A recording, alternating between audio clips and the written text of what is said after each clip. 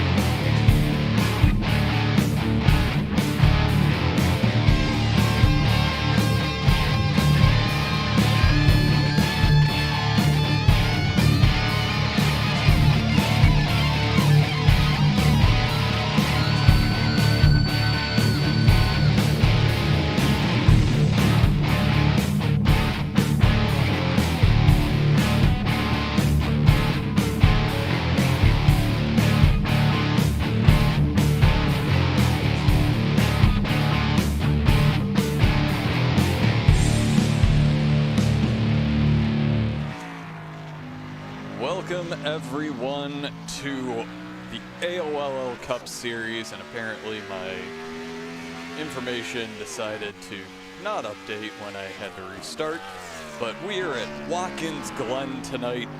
The track temperature is surprisingly low, so this is going to be a high-speed event, and with only 3 races to go before the chase tonight, it's going to be a great time watching some of these midfield guys try to jockey their way into that final 16. Qualifying is already underway, and right now we are watching Mr. Justin Anderson, one of those guys that's already secured his spot in the chase, but one of those people that is always going to be fast. And we're going to go ahead and jump to Blake Gordon. Many of the eagle-eyed viewers out there may notice we've had a change from the 48 that we've come to know to number 13 tonight. Blake decided to change his number to what he traditionally runs everywhere else when we decided to, in the AOLL, do a little bit of house cleaning with unused numbers, which opened this up for him and gave him the opportunity to see and use what he normally would. And he is out on his first lap tonight. If we looked at practice laps, he was nearly a second faster than the rest of the field. And honestly, when it comes to the AOLL, he is our resident alien. But Justin Anderson actually is sitting on provisional pole, and of course that's still not going to work. Quickly followed by Greg Wellen, Brian McFerrin, and William Klingbill is in 4th, but as we see Blake Gordon going across the line, he jumps up to the first spot.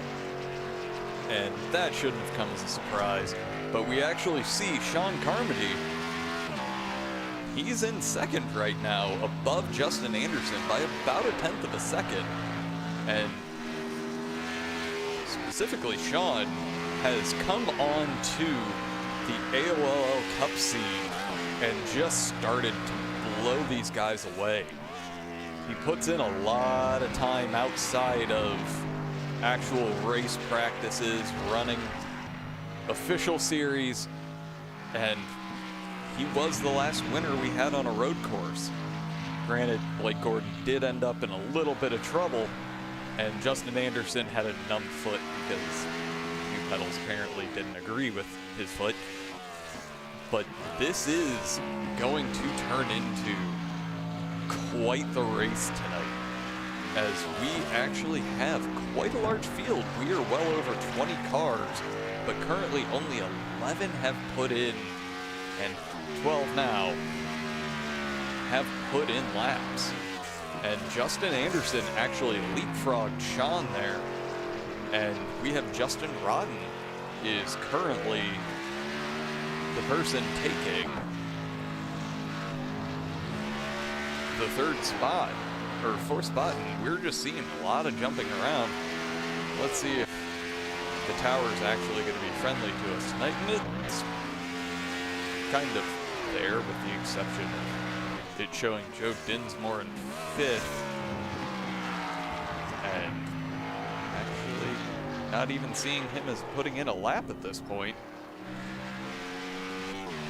So he is currently on his outlap and looking to set his first lap time. Gets it done, puts himself into 8th. And we'll see if we can get the tower to actually, work. But right now, the only person still out on track is Mr. Timothy St. Jean, who parks it and decides to go ahead, and his first lap is going to be good enough. But we see Tony Pandon get himself up into 5th. And this should end up turning into quite the race tonight.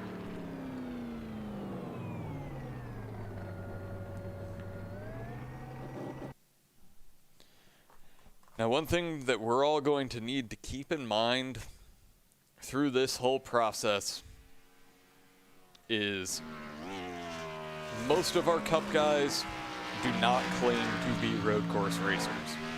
We do have a select few, and pretty much I'm going to say that the top 10 right now are all the people that I would honestly anticipate to be where they are. With Blake Gordon leading the way, Justin Anderson starting off on his outside, Sean Carmody, Justin Rod, Tony Pandon, William Klingbill, Greg Wellen, Joe Dinsmore, Derek Schilling, and Brian McFerrin all rounding out the top 10.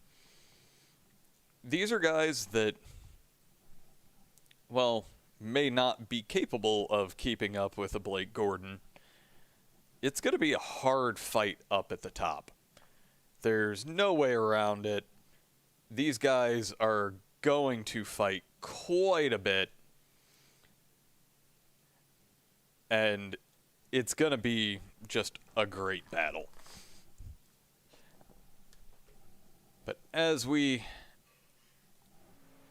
tidy up, still have Mr. Blake Ziti, who's currently running in 12th, apparently trying to get as many practice laps in as he can. Trying to get the hang of this track as he's coming into turn 1, hoping we don't have any turn 1 shenanigans.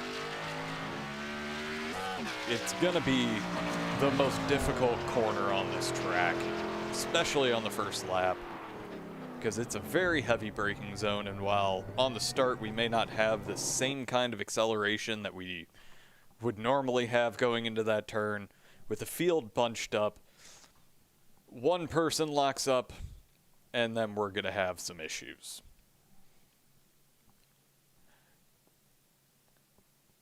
But again, the big thing that we're going to have to just sit here while we wait for qualifying to end, normally give 10 minutes worth of qualifying on these kinds of tracks. We're talking 45 minutes worth of racing.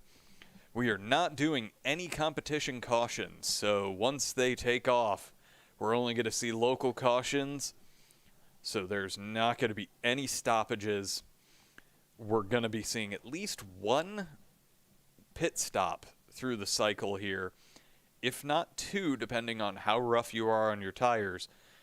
But with a track temperature of only 87 degrees, these cars are going to grip. They are not going to wear down those Goodyears. Sorry, I was watching Indy before we started here. And luckily, unlike Indy, no cautions, because that race should have been over about an hour ago. But these guys are just going to be running and have to hold on to that consistency for 45 straight minutes tonight. Hey, Josh, not to interrupt you, but there will be a competition caution at 20 minutes. Oh, there is a competition caution tonight. I must have missed that one. Why, thank you, sir. Hold on. Wait. Let me confirm. Hold on. So that's Mr. Nick Adams, our Tuesday night broadcaster. And again, I did not see anything we haven't had, or no, we did have a competition caution at Indy, so that actually would make sense. So these guys are going to be having that first stop most likely be enough for them to make it through this entire race. Okay. I can now confirm competition caution at 20 minutes. That is, thank you, sir. That was my fault. I completely forgot about the one in Indy. But we are getting ourselves to the grid, and we are going live. So let's go ahead, get ourselves ready to go here. And I'm not sure why this is taking me farther back in the field than I would like here.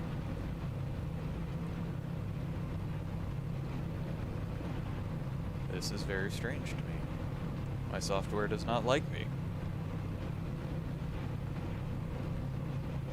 Where everybody's on the grid, but it is not selecting the right person for me here.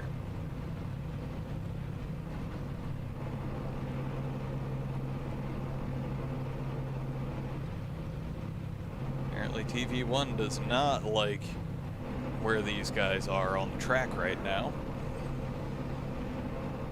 But as we wait for everyone to make their way to the grid, it looks like we are going to have one full lap before we get moving here.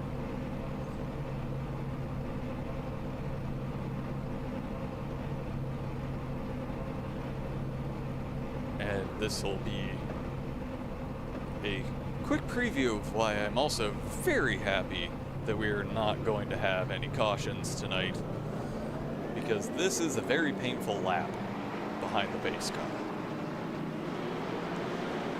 Luckily, it's only one around this circuit, but we'll go ahead, bring up the grid, and run through while we are going around.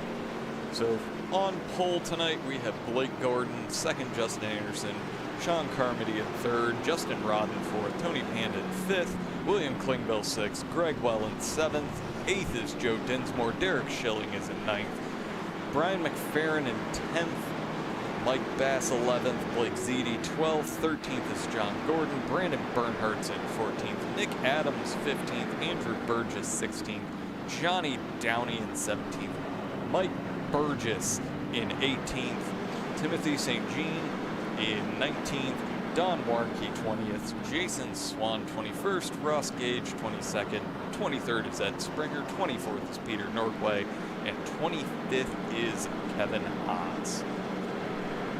And from 20 on down did not set qualifying times, as we're actually watching Justin Anderson decide to not take the bus stop through. It's just, you're not going to get a penalty for that at this point, so why not do it? But as they come through the carousel, we are lined up 2 by 2, coming into what is going to be a very tight left-hander, and we may see these guys end up going single file for a bit, but who knows? I'm excited, sad that I can't be out there with these guys, but this is actually more fun a lot of times, because it can just be frustrating on these road courses sometimes. But as we round the last turn, the pace car is going to peel off, and as we are moving up towards the timing line, and the flag is waving and we're green, as these guys are making a great run down into turn 1. Blake Gordon actually has the braking spot, but he may not be able to get a run out, as we see a little bit of chaos back there as Brian McFerrin actually crashed. We'll head back to that in a short while. But Blake Gordon is already starting to put that gap on Justin Anderson. And we haven't even hit the bus stop and the halfway point of this track. But as we go a little bit farther back, we are starting to see the pack is not going away quickly.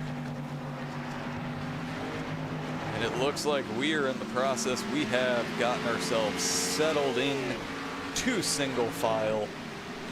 59 minutes of racing. I said 45 earlier, but I could have sworn that that's what we did last time. But let's go ahead and see what happened. Oh, as we see Justin Anderson get around.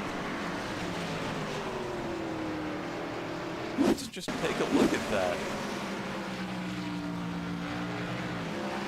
He's just a little bit hot getting out of that corner. Manages to keep it out of the wall in the grass, but it reverses in. But let's see what happened in turn one with Brian McFerrin.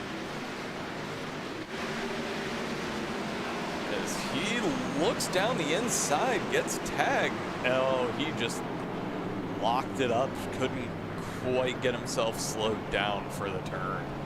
That's real unfortunate there.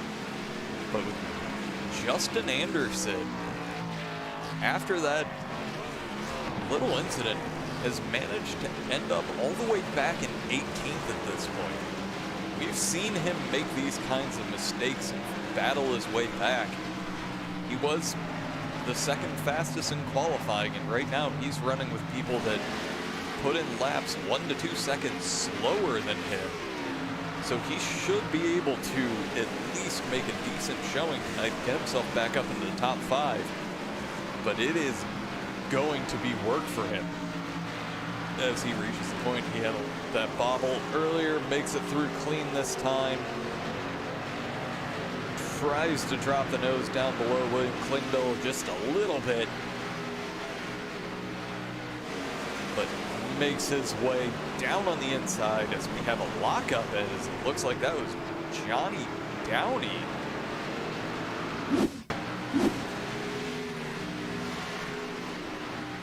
Locking up the brakes going into turn one. Oh no, he just got tagged by Ross Gage and spun around. It's real difficult to keep an eye out on people there. And some people will have much later braking points, as Nick Adams also had issues coming out of turn one. Gets himself fully around, and then Ross Gage there one more time. Ends up also tagging Mike Burgess. And honestly, some of these guys, as by the time we're back, Justin Anderson has moved his way up into 12th. But Blake Gordon, again, the class of the field, has separated himself by 4.5 seconds from Sean Carmody, who is now running in second. And these first three are starting to tear away, but Tony Pandon is well within striking distance and has Greg Wellen right behind him. So this battle for third is going to end up heating up right here as they're coming through the bus stop, as Tony gets a little bit wide coming out, and Greg Welling gets down below him, and being hung out on that outside line, especially on these early laps on these tires, you aren't going to be able to get the same kind of advantage as you would after these tires have worn a little bit. So Greg Wellen is in fourth and now sets his sights on Justin Rodden in third.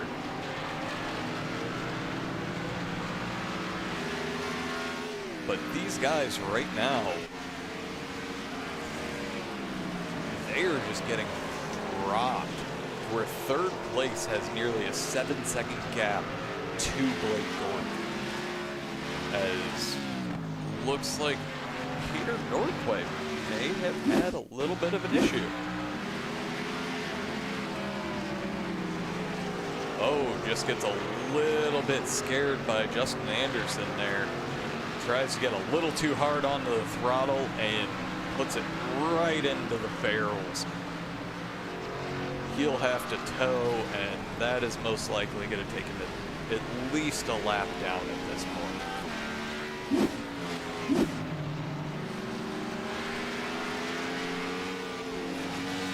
Justin Rodden right now is actually making up ground on Sean Carmody, where his gap now is under a second, where he has about this, and it's shrinking by the moment as they come onto the front stretch, and this is not a short distance, so he's going to be able to get a really good draft and hopefully close up that gap a little bit more.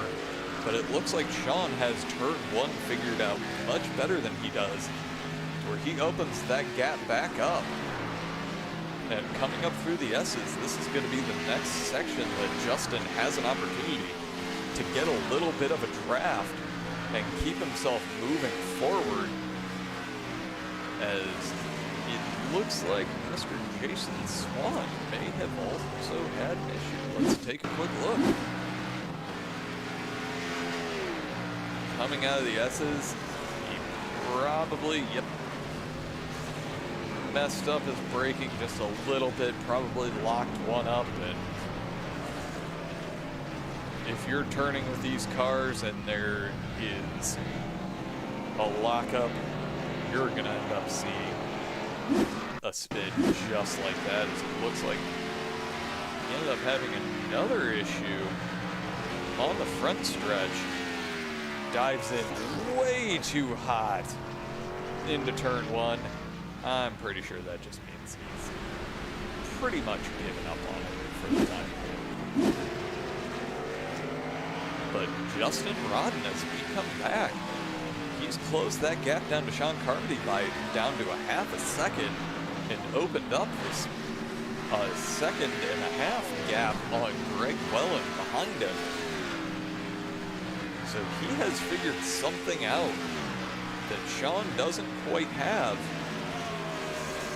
as he is right there waiting to strike, but Sean manages to get away just a little bit coming through the bus stop, and he is just holding that low line through the carousel. And iRacing doesn't give you all that nice runoff that the track has on a normal day like we got to see in the Cup race today.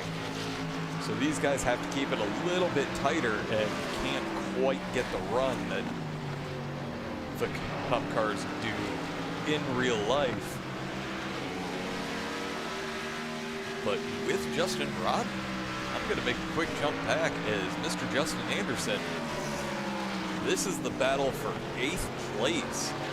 He is running hard, and Mike Bass gives him the space to get the job done. The more places that Justin can make up right now means once we hit the restart, he may be able to make a Herculean move into turn one and make up a few more spots before we even get back to fully back to green and everybody can get themselves lined up single file. And we're going to make a quick trip to the back here as Brian McFerrin, after that turn one incident, is looking to get himself back up a little bit. He's currently running in 15th place, and that is 5 spots down from his 10th place start. He's looking to get himself around Andrew Burgess, who I have run around, actually specifically on this track. He is not going to be an easy pass today. O'Brien is right on him going into the bus stop. He probably had to check up a little bit more than he would have been anticipating just to stay off of his bumper, where that's going to open that gap back up to about 3/4 of a second. But Sean Carmody right now back at the front is under pressure from Justin Rodden. And these guys, Greg Wellen has also joined this party now. I'm curious if Sean, seeing that he was in second place, decided to try to open up a gap and maybe overcooked his tires ever so slightly. And now is, unfortunately, just a little bit worse off than these guys who are prepared for this longer run. And let's go ahead and step away for just a moment, as it looks like there may have been an incident with Mike Burgess.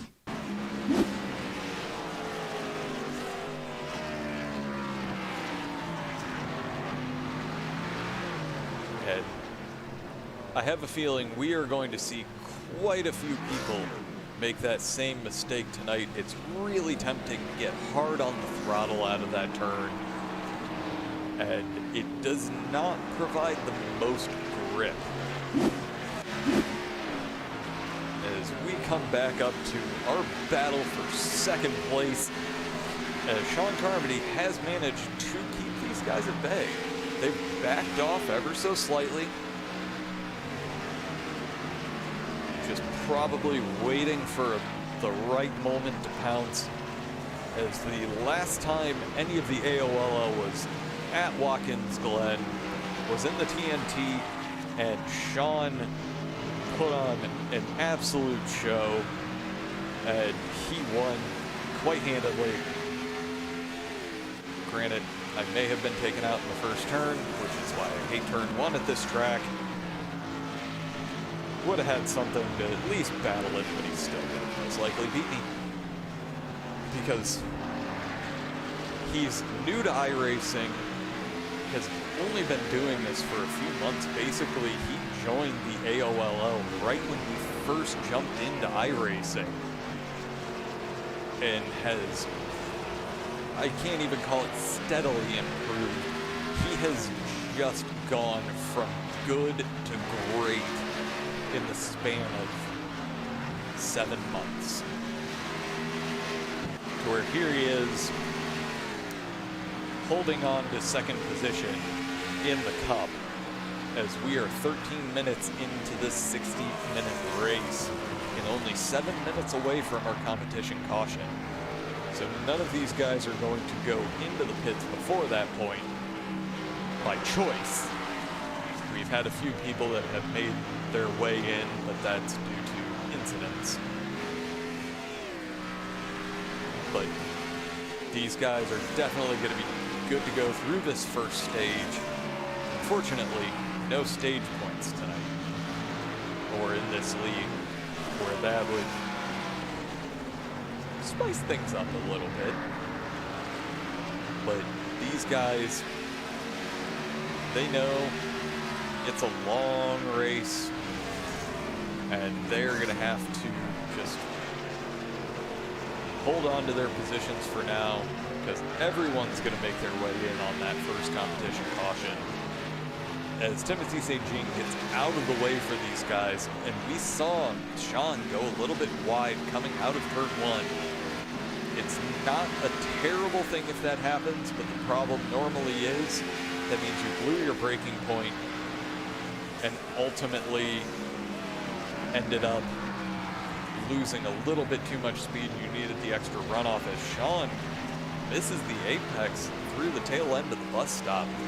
And I have a feeling right now, Justin Rotten, right behind him, is getting a little bit frustrated because he thinks he, and most likely has the speed to get around him, but he does not want to make any kind of a massive move on him this early in the race, because if it goes wrong, it'll ruin everybody's life. Those are going to be the things that are saved for those last 5 minutes. And Justin may actually be sitting thinking to himself, and there's another time that Sean does end up running a little bit wide, that's going to kill his jump going through the S's, which is going to give Justin the opportunity to suck up right to his bumper through this high-speed section. And he may be able to outbrake him going into the bus stop, but 4/10 of a second is a little too far back to make those kinds of moves. So he's going to have to wait another lap before making any kind of a move like that. And let's actually take a quick jump back into the battle for 6th as Sean's teammate Blake Ziti is all over the rear bumper of Joe Dinsmore. Joe is one of the most consistent road course drivers that you will see out here tonight. He may not have the speed of Blake, but you are not going to see Joe make any kind of a mistake for Blake Ziti to take advantage of. So he's going to have to get past him purely on merit tonight. And I just don't see those kinds of doors opening, as these two are the closest, as Justin Rodden actually, while we go to watch that battle, gets the job done on Sean Carmody. So let's take a quick peek back after they get through the bus stop, because Sean is not going away. But he actually Justin gets the right line to make sure that Sean cannot get around him.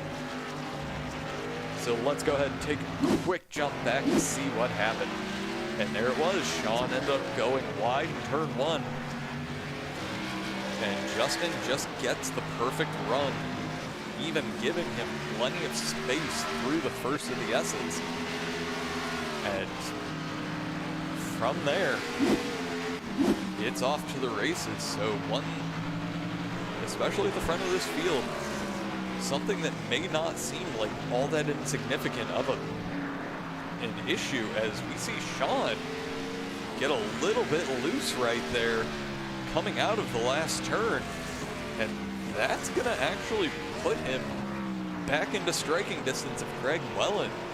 He's dropping very quickly right now, and that's unfortunate to see, as again, he has shown himself to be one of the premier road racers in this league, making just little mistakes that in the TNT series you can most likely get away with, but definitely not with these Cup guys. These guys are the cream of the AOLL crop.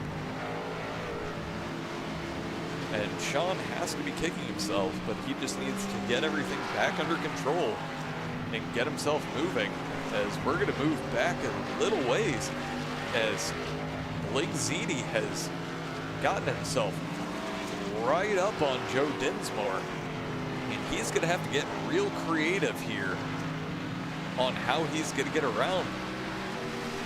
But the problem is they are actually coming up right now on lap traffic. That is the 16 of Ed Springer, who's running without a hood and goes off. And as we hit the front stretch here with only 1 minute to go, so this is going to be the last lap before the competition caution. And this is going to be interesting, because if we stay where we are, Blake is going to end up on the outside, or inside of Joe, just a row back. And if the inside line on the restart manages to get a good run and hold those guys up on the outside, as they hit where they are in the track right now after the restart, that inside line is going to have an advantage, but it's all predicated on hanging that outside line out to dry. And we may actually end up with one more lap before the competition caution, as Blake Gordon right now is crossing over into the front stretch with a nice, comfortable 11-second lead.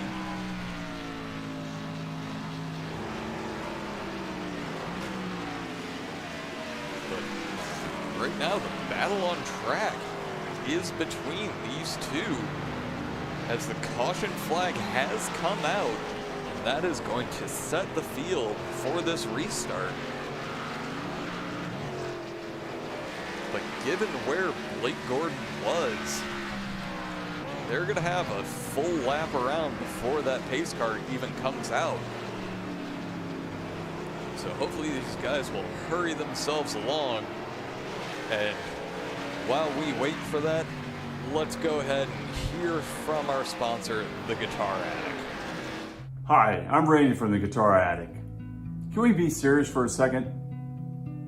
Are you tired of being a loser? Can't do anything right? Feel like everyone's coming down on you all the time? Well, there's a way out, and I'm going to show you. Hey Mom, look what I learned. That's right, pick up a guitar, learn how to play guitar. Automatically you're going to become a chick magnet. The ladies are going to love you. Your kids are going to think you're cool.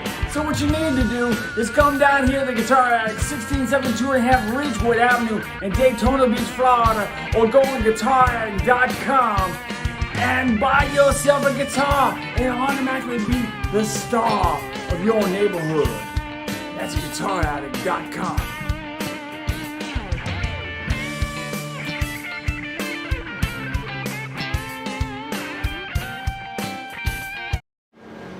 And we are back. Blake Gordon has caught up to the pace car. Field is slowly making their way all the way around, as we can actually see some lap cars are just in front of them in the field. So they are going to have quite a ways to go. So let's go ahead, take a moment, and hear from our in-race reporter, Mr. Nick Adams. Hey, Nick, how's it going out there? I could do better without taking out Ed there, but it's quick out here. So it is right now very cool on the track. We're talking only about 80 to 85 degrees track temperature.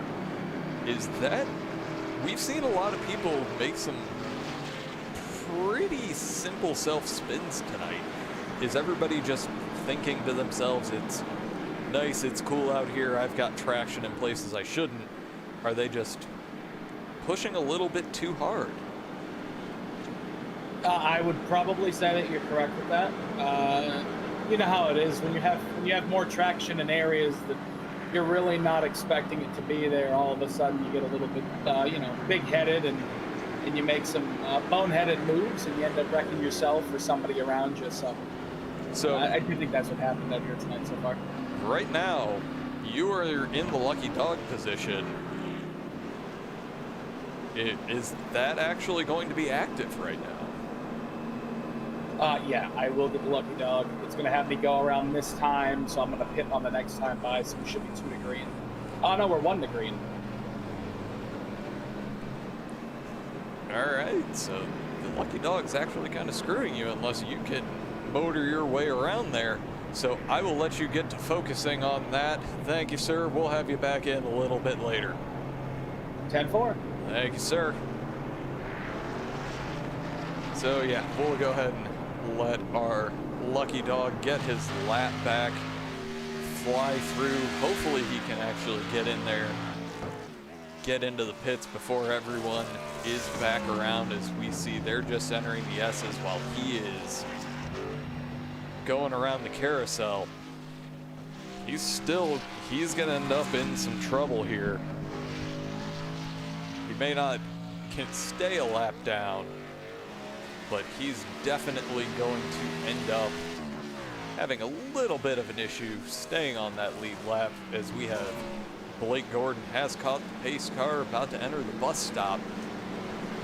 He's going to have to hustle to make sure he can stay on this lead lap while he's pitting. But there are quite a few people, and this is going to be only 3 laps of caution. And he's going to have to hurry, as these guys are exiting the carousel right now. Luckily, Mr. Nick Adams does get to use his fast repair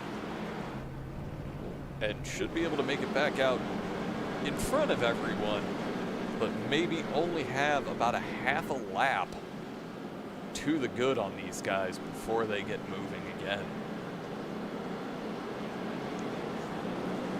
And they are entering the last 2 turns. He's going to have about a straightaway between him and these guys. as the pace car is peeling. Oh, they extended the caution. So we still have 1 lap to go here, and that's going to benefit everybody that just ended up getting into the pits. Give them the opportunity to get themselves back around and part of this pack, and honestly make a good fight of everything going forward. But right now, I really want to take a quick look here as we look right now up on the tower. We have everybody's best lap times, to where Justin Rodden and Sean Carmody are matching one another. But they're one of the few drivers. Justin Anderson is the only other driver in the 113s right now. But we cannot talk about anything other than the fact that Mr. Blake Gordon is a full second faster at a 112.24 in comparison. And I can't not. Looks like going around the track, Nick Adams crashes, just catches a little bit too much of the inside curb, gets the tire barrier, gets himself back around. It doesn't look like there's too much damage. A little sheet metal bending, but it doesn't look like there's anything wrong there. As our leaders are coming out of the carousel, so we are on the verge of going green. And I'm actually somewhat surprised that we haven't gone side by side yet, all the way back through the field. I'm not sure if this is set up to be a single file restart, which would come as a massive shock to me. It is a single file restart. Thank you, sir. As I have Nick Adams listening to me while I yammer on for a full hour. But as we go back to green, Blake Gordon gets a great jump. Gets a good 2-3 car length advantage going into turn 1.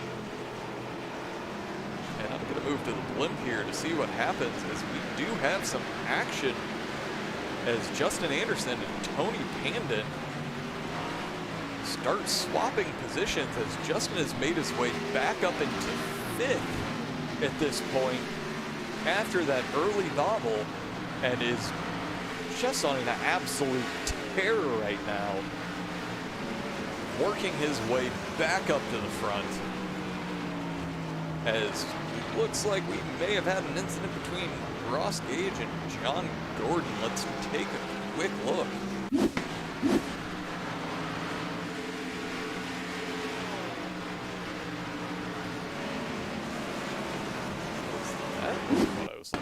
That was what I was looking for here. Just going through the S's, Ross gets loose and just collects John Gordon. And that one did not feel good. As also looks, let's take a quick jump back here as Andrew Burgess gets a little bit squirrely coming out of the S's and just locks it up, spins it around, goes straight into the inside wall right before the bus stop, takes the escape road, and gets himself back up and moving. And let's take a quick look as Justin Rodden is now under pressure from Sean Carmody going into the bus stop. Sean has not forgotten the amount of time that he spent there, as Blake Gordon looks like he may have had a little bit of an issue. But he's back up and running. But this field has tightened up, and this is much closer than I would have anticipated.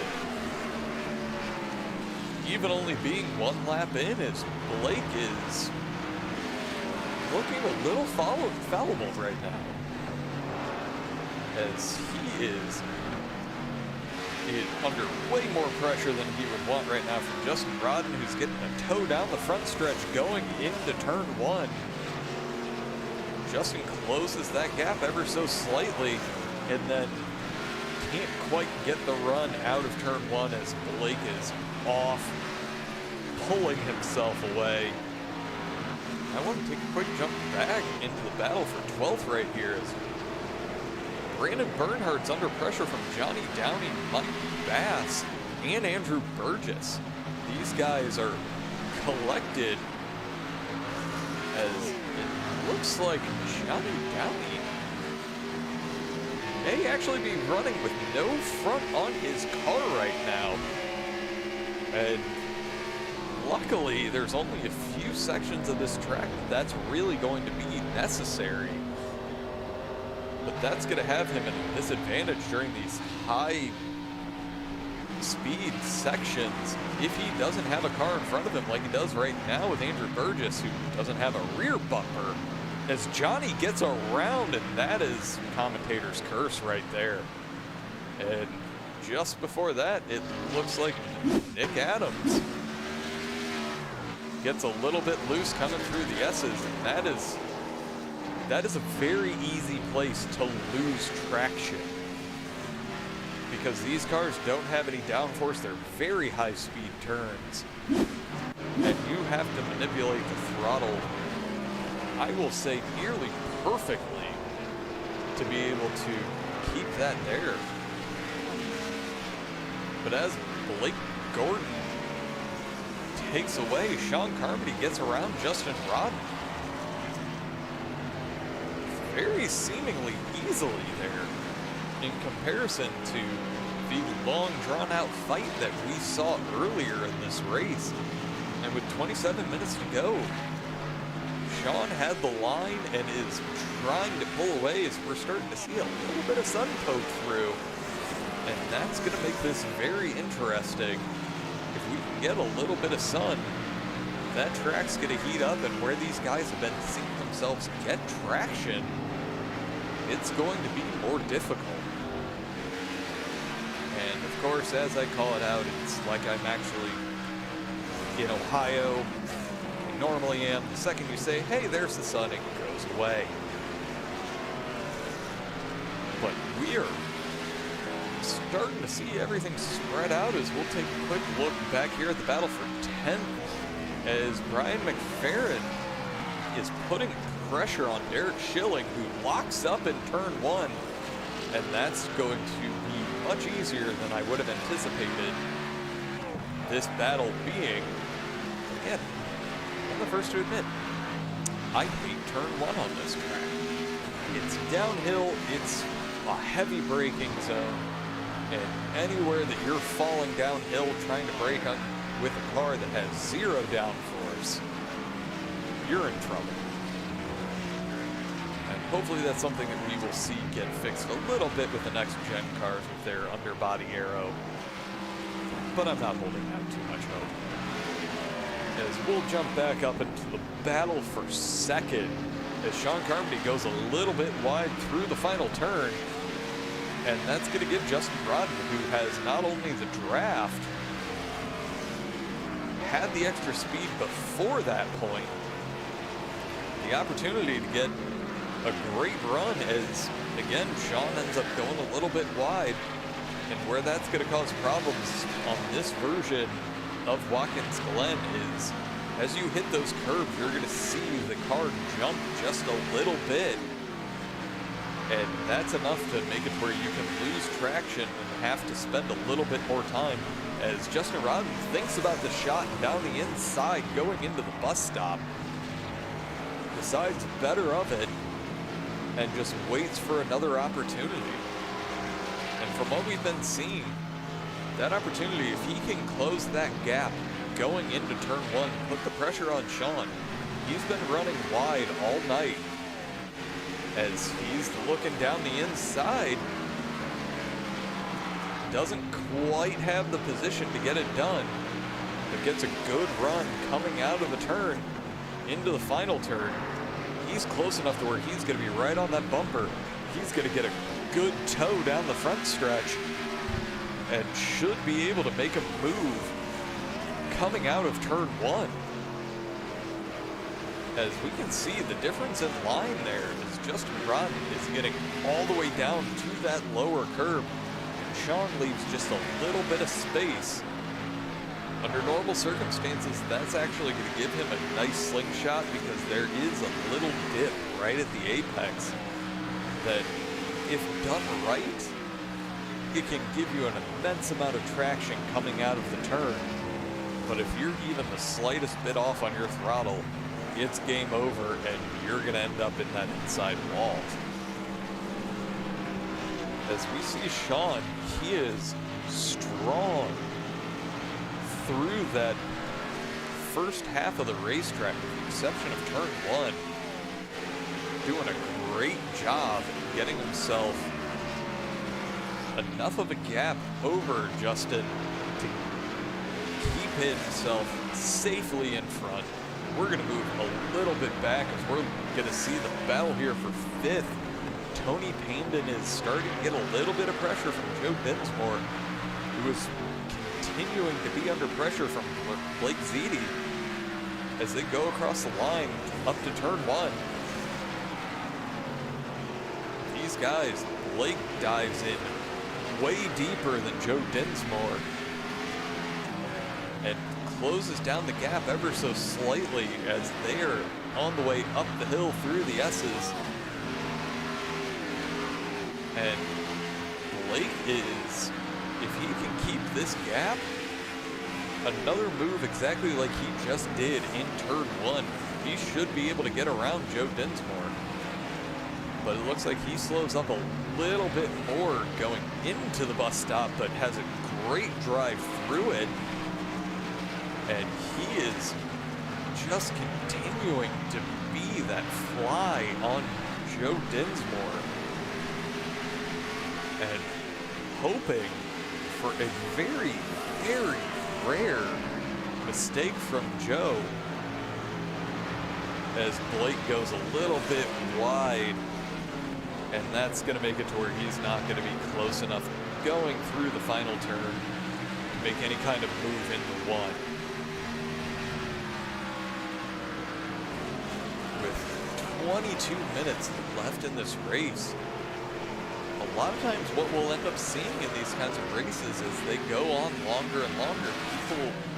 We end up getting spread out, and there's not really much battling going on, but these guys are gonna make it a nail biter to the very end tonight, as there are still people out there and running. We're up to 14 people on the lead lap at this point, and that is somewhat surprising to me, as we do end up starting to see a lot of extra lap traffic. But these guys, the gap between first and 14th at this point is only 26 seconds. So Blake isn't necessarily on the massive terror that he normally is, or even was on the first stint tonight. He's just managing his pace. He has a comfortable 2-second gap behind him. And the expert road racer is going to see that, realize that, you know what, I don't have to run hard. Let's prevent any mistakes. Let's not push the tires to the limit, overheat them, because if we do need to stop one more time for fuel, which is a very distinct possibility, because these guys only run 65% capacity, he's not going to have to stop for tires because he's not been pushing as hard as he's needed to this entire race. And these guys are still staying roughly 2 seconds behind him as he makes his way through the lap traffic. So I'm going to go ahead and leave it on this battle for 5th right now, as Justin Rodden and Justin Anderson both dive into the pits. This is interesting. These guys are probably just looking at that solid undercut. I was going to cut to commercial, but no. No, this is interesting. For Justin Anderson, he's slowly dropping his way down as he gets to his pit stall. They're making their way down. They're going to end up at the back of the lead lap cars. As they come in, this should be enough. As we saw the first stint, no one had any issues making it to the competition caution. These guys are going to have enough, as Justin Anderson just overcooks it coming out of pit lane, and I'm going to call that the commentator's curse. And with that, let's go ahead and hear just a little bit more of the AOLL while I grab a little bit of a drink. The AOLL began online racing in the mid-1990s, with Papyrus's NASCAR racing still going strong 27 years later on the iRacing platform. The TNT series races on Thursday night, running the ARCA Chevy cars for drivers looking to learn and have fun. The Cup Series races on Sunday nights, featuring league veterans and Class A licensed drivers. The Sportsman Division races on Wednesday nights, running the Gander Outdoor trucks with drivers from the Cup and TNT series. You can catch all of the AOLL racing action right here on Ghostfire Media. And we're back, and I'm starting to see Justin Anderson may not be used to these new pedals that he's been running, and it's kind of showing. One of the biggest things that's going to throw any of these drivers off is we're starting to see everybody else make that dive into the pits, because especially on a road course, the undercut is going to be huge for these guys. As Blake Gordon and Sean Carmody, as we have our leader making his way into the pits to keep himself as competitive as he can. These guys are going to be able to make it to the checkered flag with one more pit stop, as Sean Carmody inherits the lead. And he has a solid 30-second gap to 3rd place right now. And that should be enough to keep himself close to the front. He's probably going to come out about 5th place at this point, as I'm seeing the average time on pit lane is somewhere close to 48 seconds, where it's a very long pit lane, to where this is set up for the NASCAR Cup, where you would see close to 40 cars. So they have to fit one for everyone there. But let's see if Sean decides to go as long as he can, and see if he can nurse it all the way back, as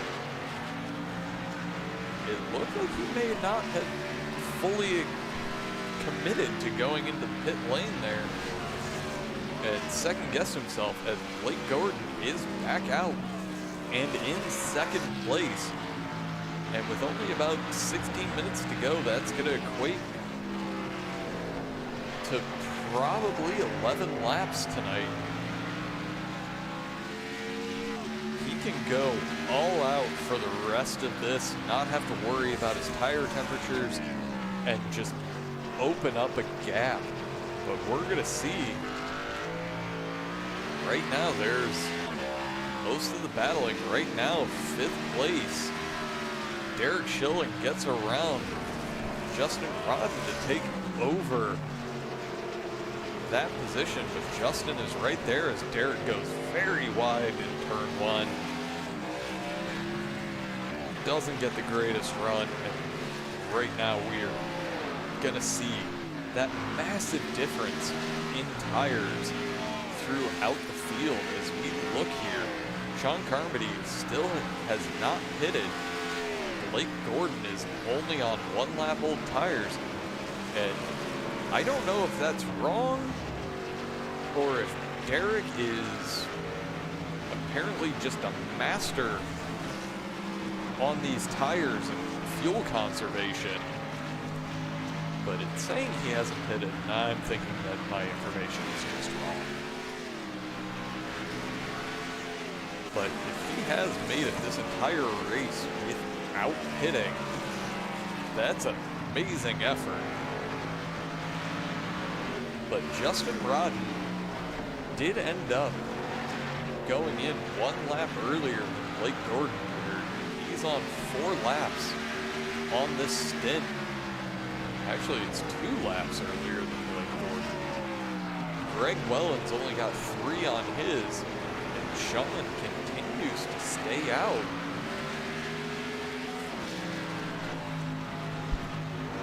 But these guys, we haven't seen too many good battles throughout the field right now.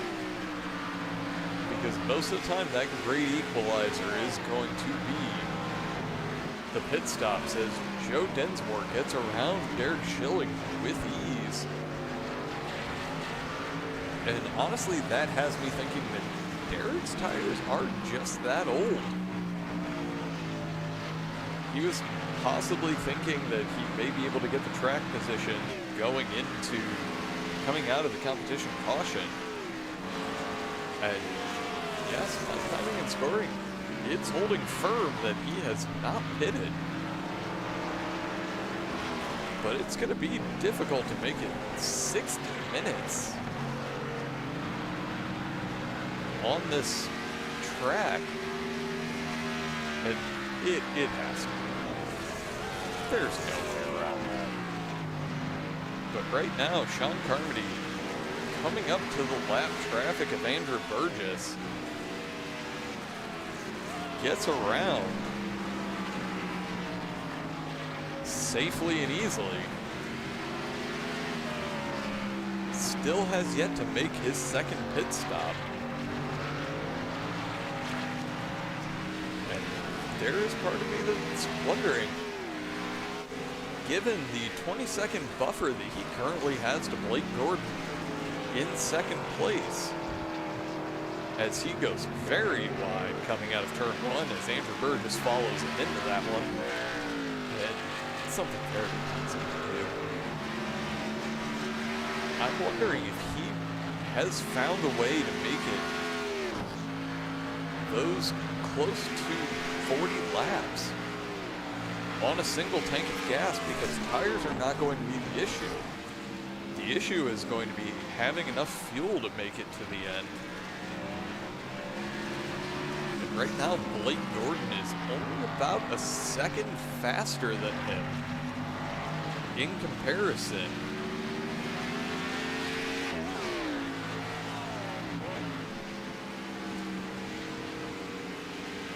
That's not the one I wanted.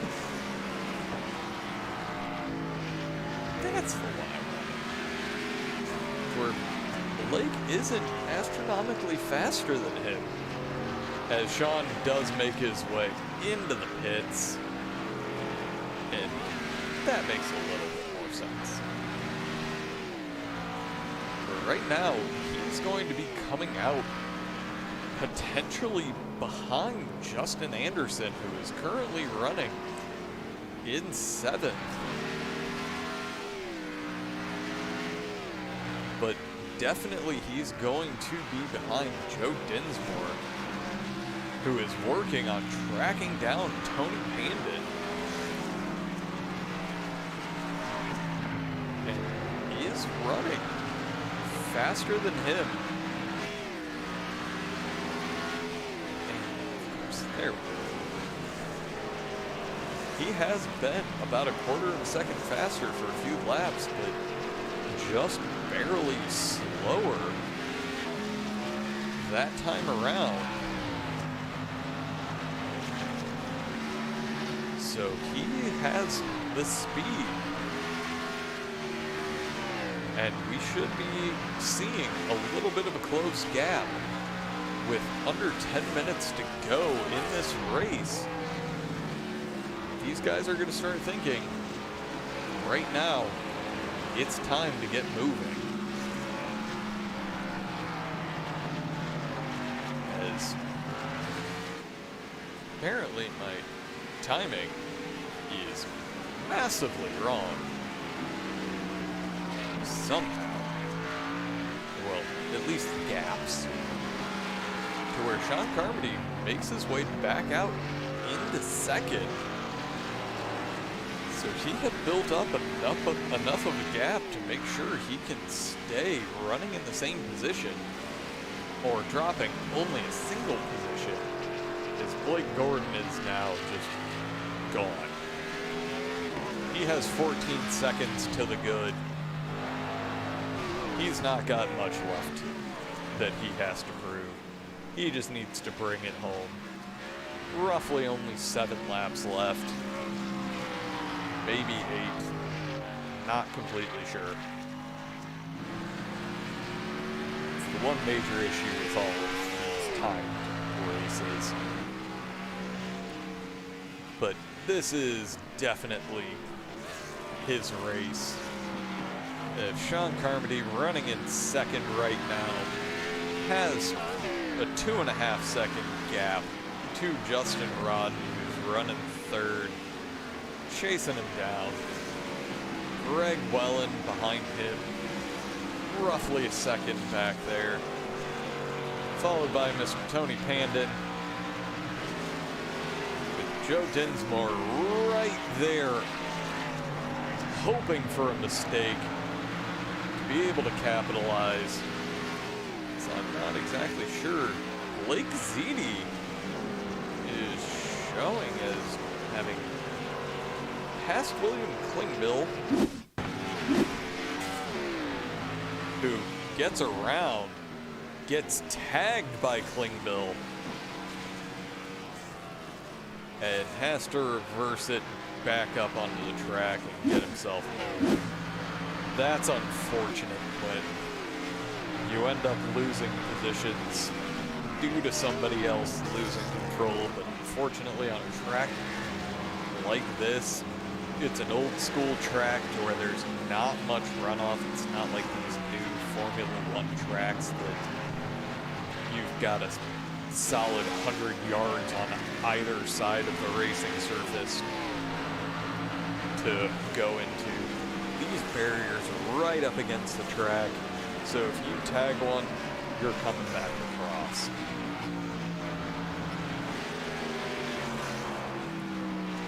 But with just over 6 minutes to go, we're looking at this should end up being darn close to where we end. Even though it looks like William Klingbill ended up coming into the pits. Doesn't look like he had a fast repair, as the right side of his suspension there, his tire is rubbing on the sheet metal, so he didn't have the ability to fix any damage. So that is going to make him a little bit slower, but he does manage to stay on the lead lap.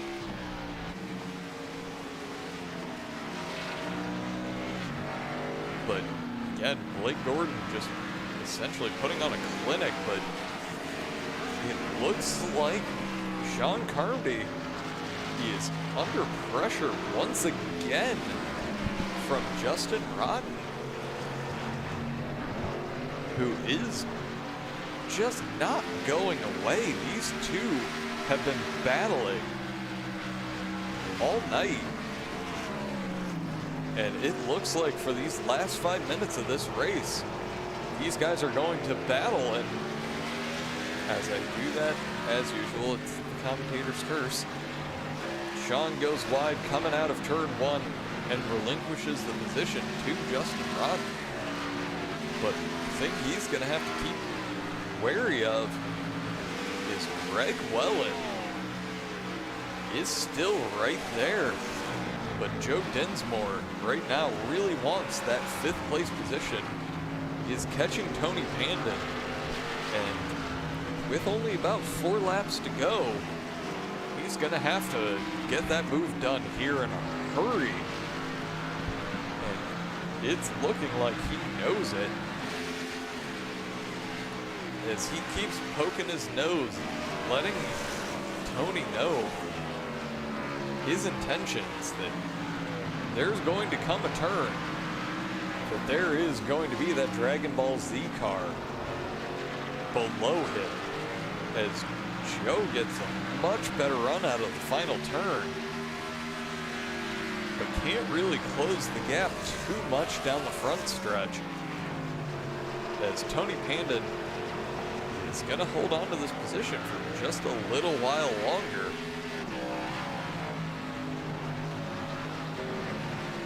But with just over 3 minutes to go, these guys are going to have to get moving, as Sean Carmody is trying to get himself up next to Justin Rodden, and has the perfect line going through the bus stop.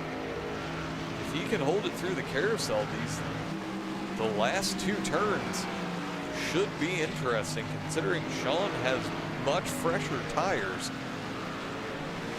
and should be able to get a whole lot more grip, as 2nd through 5th, 6th is all sitting right now close to 3 seconds separated. And on a track like this, that is not much. As it looks like Joe Dinsmore had a little bit of an issue coming out of the second to last turn, and Sean is right there on the bumper. Looks like he had to check up ever so slightly to stay out of the back end of Justin Rodden, and has a great run coming through the S's. He may be able to get down below him, but Justin moves himself, makes himself very wide coming up to the bus stop, making sure Sean is not capable of getting below him entering the turn, as Sean gets a little bit loose going into the carousel. He wanted to go ahead and try to get himself down below him right there, but wasn't able to keep his traction, as we are only about 1 lap away, as Sean ends up going off the track. Looks like he may have had just a little bit of a lockup going into the turn and couldn't get himself fully around, and ends up off into the gravel.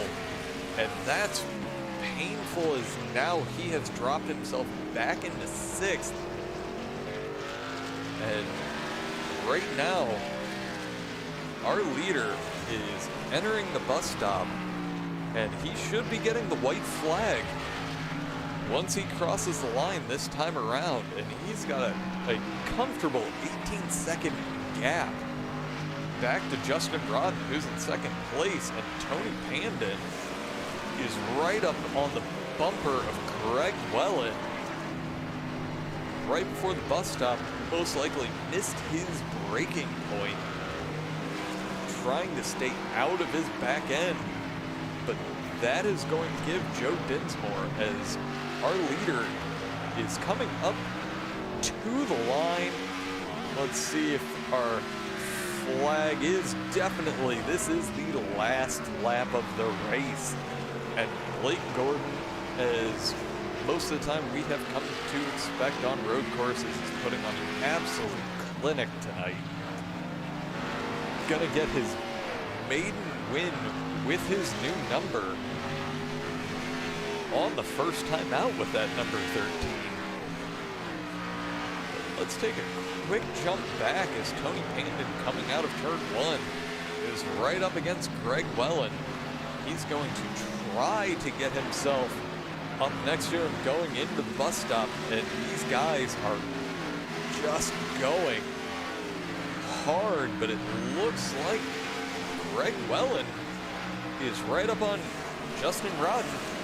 Is going to go a little bit more slowly into the bus stop than he would have wanted, but it's a difficult place to pass. But right now, Blake Gordon putting on a little bit of a show, sliding through the last few turns onto the back stretch, or the front stretch, and takes the checkered flag. Let's pop back here, see these last few turns in the battle for second, as these guys are not giving up, but no one is going to be close enough to make any kind of a move coming across the line, as Justin Rodden takes second, Greg Well in third, Tony Pandon fourth, and Joe Dinsmore in fifth. As we are waiting for the last few runners to make their way around, as Blake is going to go ahead, complete his lap, and probably wait until the front stretch to burn him to the ground.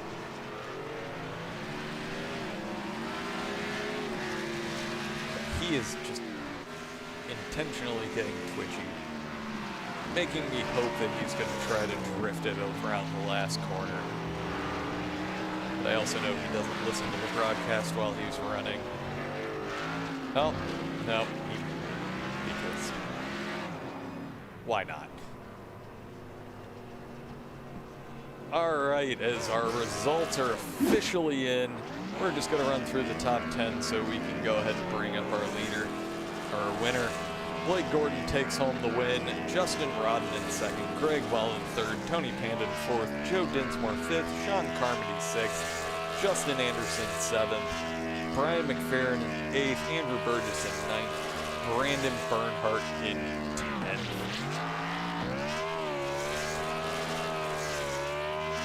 So let's go ahead and bring up our winner.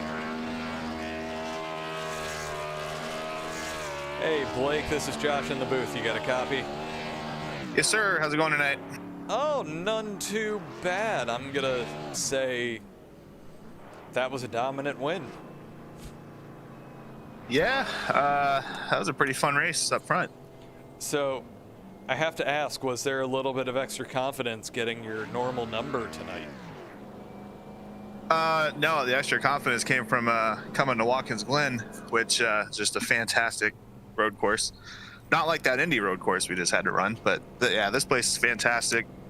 Probably have the most laps at this road course, basically any road course on iRacing. So yeah, I love coming here, and yeah, it definitely feels good to win the first race back in 13. I've been waiting on this number to free up for a while now, so it feels good to get the first win in the first race. I get to run it, so yeah, that's pretty cool. So one of the biggest things that I noticed in between seeing what everybody was running in practice on Thursday night and tonight, how much of a difference did the cooler track temperature make on the racing tonight? Yeah, I wasn't there Thursday night for practice, but I did an official race earlier this afternoon with Justin, actually. Not intentional, we just ended up in the same split. Track was a lot warmer, so when I showed up like 7:20ish tonight and I saw that Justin ran like a 1:13 something in practice, I'm like, okay, the track must be way faster, because lap times were much slower than that today in the official race. So the track had a lot of grip, so I think that probably made it easier for guys to stay on the track, because I mean, this place gets pretty slick if it's hot and we don't have enough rubber. Of course, we start with pretty high track state, so a lot of grip, cool temps. Yeah, this track was super fast and had a lot of grip tonight. So I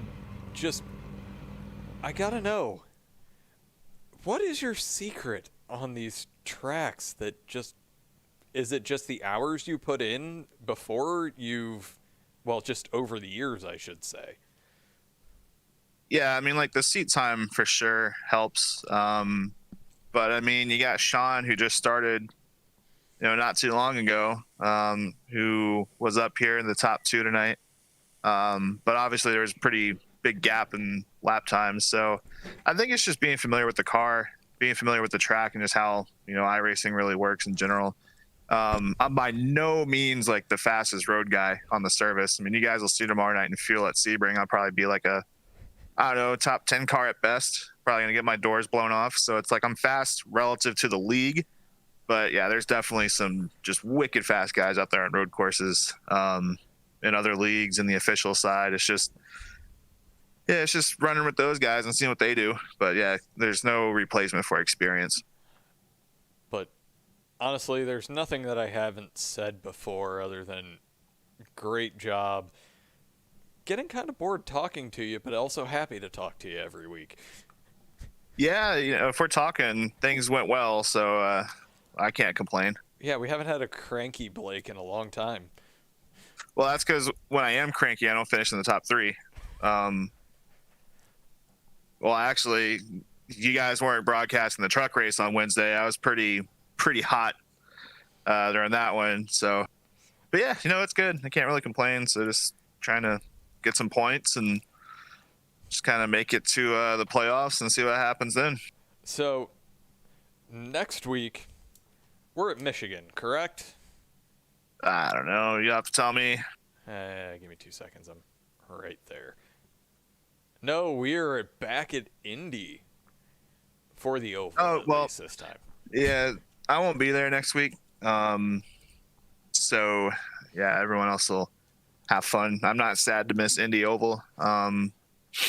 It's not my favorite oval for sure. So, but it'll be a good race. Last season, I think, last year rather, it was a pretty fun race for us. So it should be a good night. Well, if the truck race is any indication, it will turn into a bit of a caution fest. But it depends on the setup. The truck setup was great. If the cup setup's tight, people are going to plow the wall down because every time we bring a tight setup somewhere, guys can't figure out how to keep it out of the wall. They couldn't figure out how to do that with a loose setup Wednesday. So, I mean, I don't know. Hopefully guys get some seat time in, some practice, and figure it out, and the race is clean. But yeah, I won't be there. That's unfortunate, but you got to live your life. But you've only got 2 more until the chase, so may as well get your missed week in now. Yeah, I was looking back at last year. It looks like Steve won Indy last year. That sounds like something that Nerf car would be amazing at. Yeah. But great run from you tonight. Yeah, Won't talk to you next week, but probably once we hit Michigan, we'll be chatting again. Yeah, we'll see. Yeah, it looks like that first year I won Michigan, so I don't really remember how it is in the Cup car, but you know how these big tracks go with this thing. It's just a draft fest, pack racing, so probably be more of the same there too. So hopefully the setup's nice and it's a good race. All right, thank you very much, sir, and congratulations.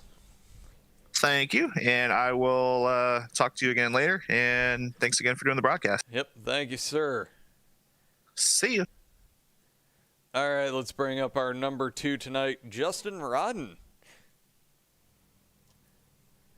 Hey, Justin, this is Josh in the booth. You got a copy? Hey, Justin. Oh, there we go. Are you there? Yeah, I got you. All right. Fantastic race tonight. You and Sean created a lot of great entertainment.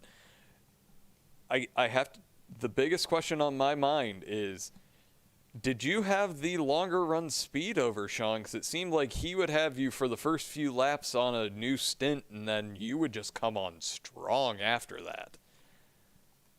I would say so.